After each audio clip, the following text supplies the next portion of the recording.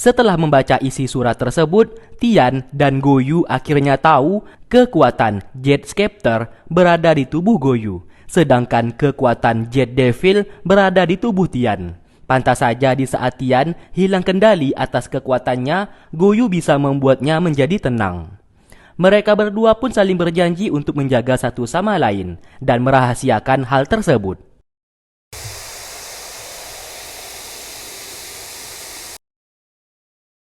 Lalu keesokan harinya, Fusu telah kembali ke negara Qin dan menghadap langsung kepada ayahnya.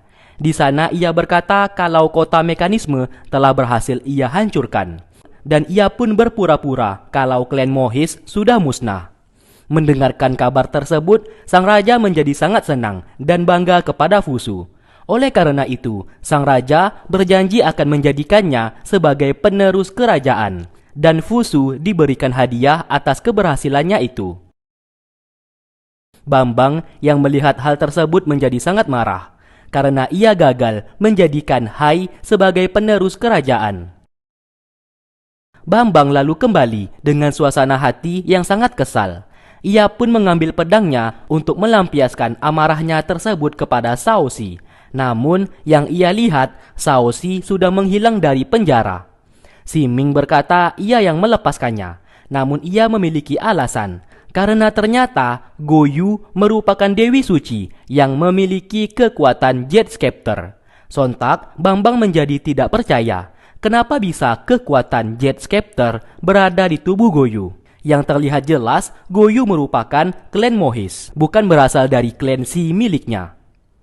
Singkat cerita, Goyu masih meratapi kesedihannya dan melihat bayang-bayang kedua orang tuanya yang kini telah tiada.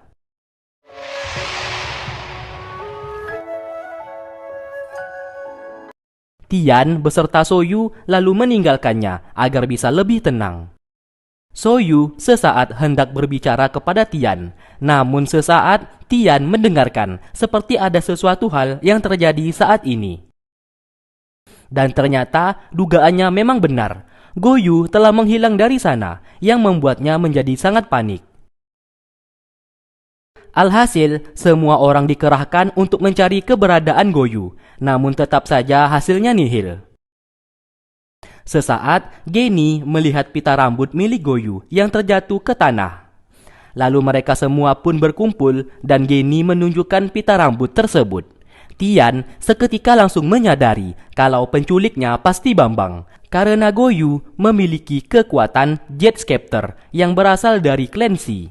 Namun di sini ia tidak menceritakan apa-apa dan berusaha pergi dari sana untuk menyelamatkan Goyu. Namun ia ditahan oleh Soyu agar tidak melakukan tindakan gegabah, karena bagaimanapun juga ia adalah pemimpin klan Mohis. Semua orang lalu memikirkan rencana untuk menyelamatkan Goyu. Namun di sisi lain, posisi mereka semua saat ini juga tidak aman, karena takutnya sewaktu-waktu pasukan negara Qin kembali mengejar mereka.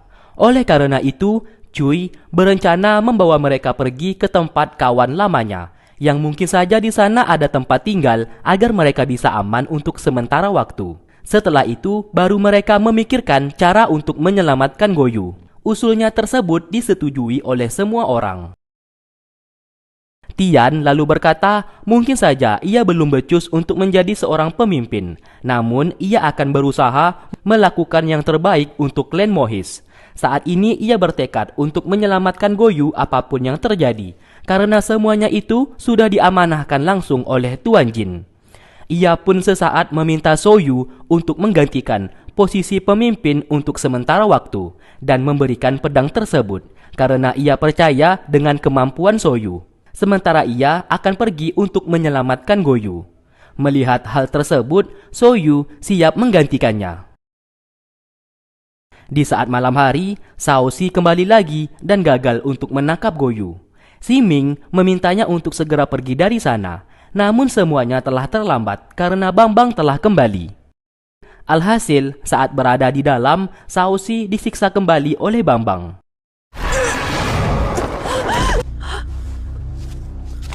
Tak lama kemudian, Melati datang ke sana. Ternyata yang menculik Goyu adalah dirinya. Hal tersebut dilakukan supaya ia bisa mendapatkan jasa agar Bambang mengangkat derajatnya di Clancy. Bambang menjadi sangat senang atas usahanya tersebut dan berjanji akan mengangkat posisi Melati di Clancy miliknya. 本友，大愿得偿。 Lalu di saat malam hari, Genie bersama Rong-er menghampiri Tian sambil berkata kalau mereka berdua siap menemaninya melakukan perjalanan dalam menyelamatkan Goyu. Mendengarkan hal itu, Tian menjadi sangat senang karena mendapatkan bala bantuan. Di lain sisi, Bambang berkata kepada Melati kalau kekuatan Jet Scepter di dalam tubuh Goyu pasti itu tidak disengajai oleh Mawar yang merupakan ibunya. Dengan keberadaan Goyu saat ini, ia yakin Tian pasti datang untuk menyelamatkannya dan ia tak perlu repot-repot lagi untuk menangkapnya. Goyu akhirnya sadar dari pingsannya dan melihat Melati di sana. Ia pun menjadi senang karena ia anggap Melati adalah ibunya. 娘，娘，我好想你啊！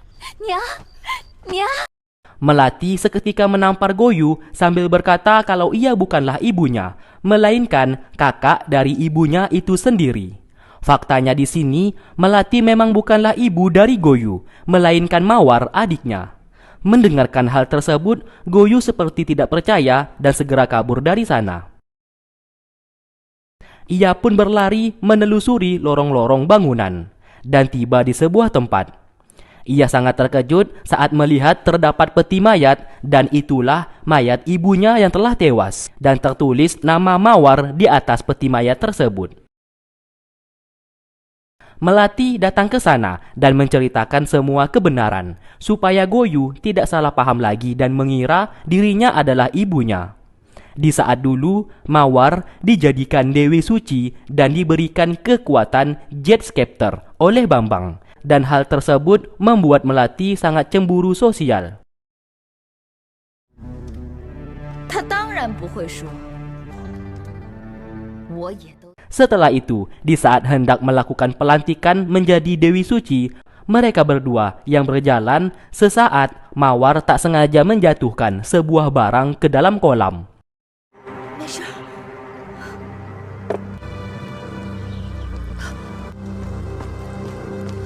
Ia pun berusaha mengambilnya, namun terjatuh. Tuan Jin yang tak sengaja berlimpas segera menyelamatkannya.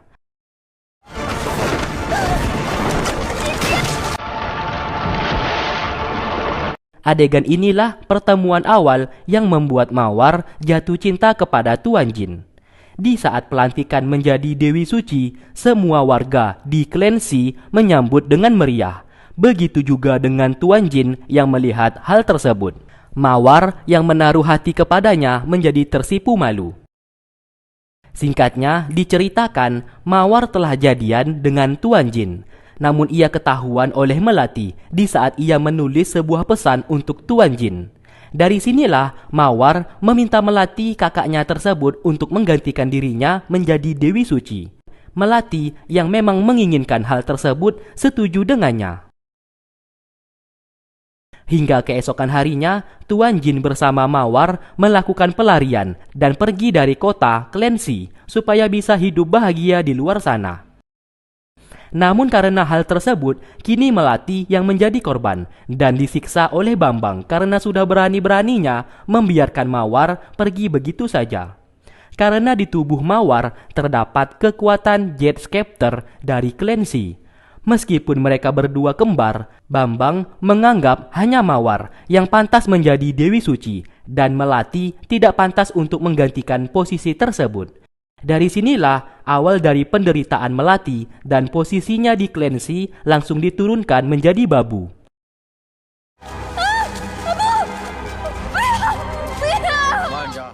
Kembali ke masa sekarang. Melati sangat puas bisa menangkap Goyu karena penderitaannya akan segera berakhir.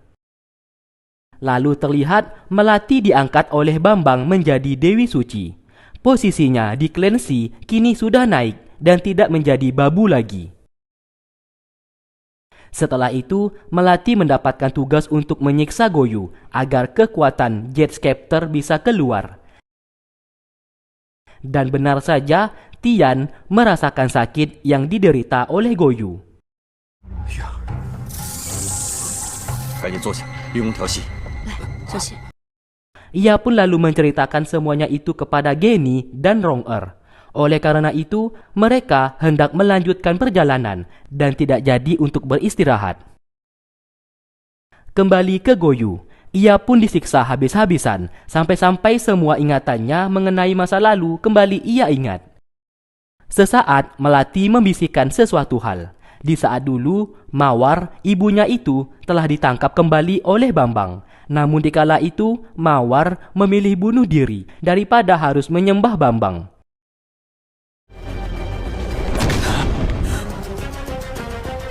Tentu saja Bambang menjadi kesal karena Mawar membawa kekuatan Jet Scepter mati bersamanya. Tanpa Bambang ketahui kalau kekuatan tersebut sudah berpindah di tubuh Goyu. Kembali ke masa sekarang, karena Goyu pemilik kekuatan tersebut, maka ia akan menyiksanya agar Goyu merasakan penderitaan yang sudah ia alami selama ini. Kembali ke Tian, saat ini ia diangkat oleh Geni sebagai muridnya dan ia berjanji akan mengajarinya jurus berpedang dan ilmu bela diri dari klan 7 pembunuh supaya kelak Tian jauh lebih kuat. Tian menjadi girang bukan main karena hal itu yang ia inginkan selama ini.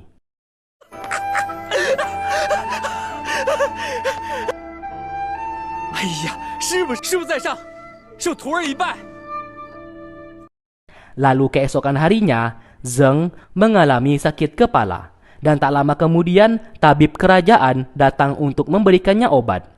Namun terlihat di sini, tabib kerajaan seperti bekerja sama dengan Bambang untuk mencelakai sang raja. Sambil mencari keberadaan Goyu, Tian berlatih pedang yang dilatih oleh Geni. Ia pun menggunakan pedang kayu sebelum benar-benar menggunakan pedang yang asli. Setelah itu, Geni berkata setelah Tian bisa menguasai beberapa jurus, mereka akan melanjutkan perjalanan untuk menyelamatkan Goyu. Namun sebelum itu, Tian harus lebih kuat terlebih dahulu agar bisa mengalahkan musuh di luar sana. 时刻提醒自己，本心